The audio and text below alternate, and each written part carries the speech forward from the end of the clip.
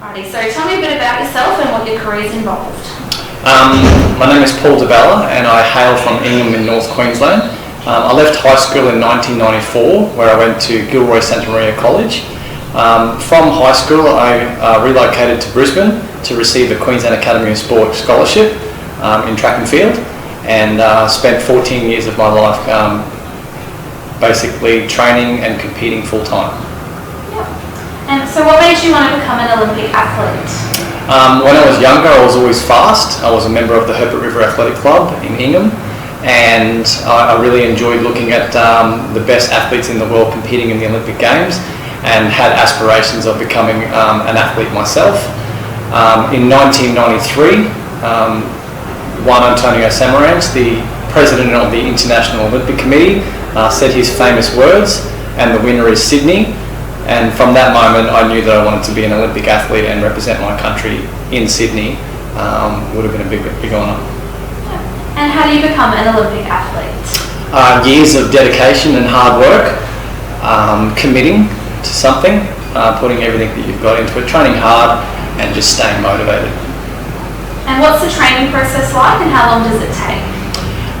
Training process per week would be, we train 6 days a week, twice a day, and that takes years of work to get to a certain level.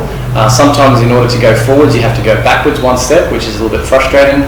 However, persistence and dedication to the cause allowed me to become successful in my sport. And do Olympic athletes get paid?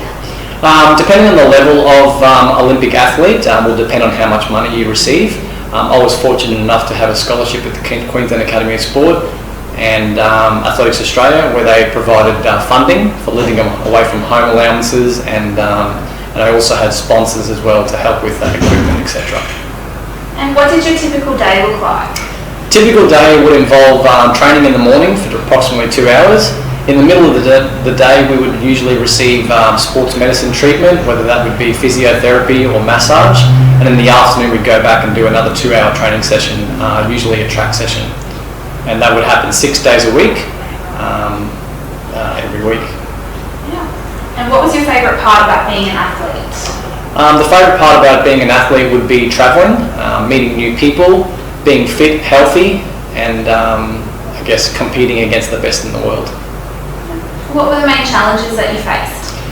Some of the challenges of being an athlete are definitely injuries, the setbacks that are involved with being hurt or things not going to plan.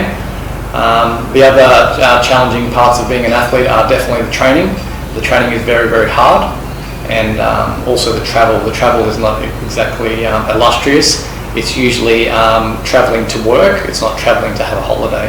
So usually when we go to a country, it would be to go to the track, go back to the hotel, back to the airport, and then off to the next destination. And as a young person, what steps should they begin to take if they want to become a professional athlete? I guess persistence, not giving up once you fail at something. I believe that if you fail, that's an opportunity for you to improve. Many people, when they fail at something, they believe that they're not good at it, so therefore will give up. I think that persevering is a very important thing to keep in mind if you want to become a sportsman or a sportswoman, and having a growth mindset and using failure as an opportunity to grow and to be able to improve yourself. And how did you make the transition from being an Olympian to a classroom teacher? Did you have to study while you were training? After my Olympic experience, I found myself sharing my experience with many school students in different schools. I was asked to be guest speakers at different sports awards dinners and different functions, etc. And the natural progression for myself was to be able to then become a teacher myself, to be able to share my experiences and also to give back to the next generation of students. And are you still involved in sports outside of teaching now? Yeah, while I'm a teacher now, currently I'm an athletics coach, and I train out of the Townsville Sports Reserve. I have my own private training squad that I work with, and it's my way of giving back to athletes who are aspiring now to become Olympians themselves. And what advice would you give someone wanting to pursue a career as a sports person? My advice would be to persevere. Okay, if you have a dream or a goal, don't lose sight of the bigger picture. because one day you might be able to, like myself, achieve great things in sport and have that feeling of self-satisfaction that you can't really find in a textbook.